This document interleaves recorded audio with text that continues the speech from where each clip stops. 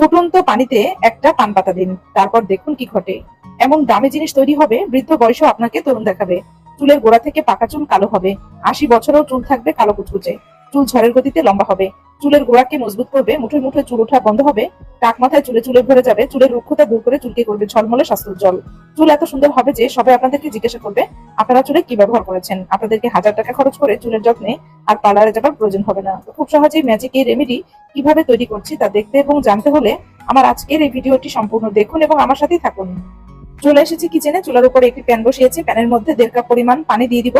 তো দেখতে পাচ্ছেন পানি ফুটে গেছে। এই পর্যায়ে দিয়ে দিব 1 চামচ পরিমাণ মেথি, পরে দিয়ে দিব 1 চামচ পরিমাণ কালো জিরা।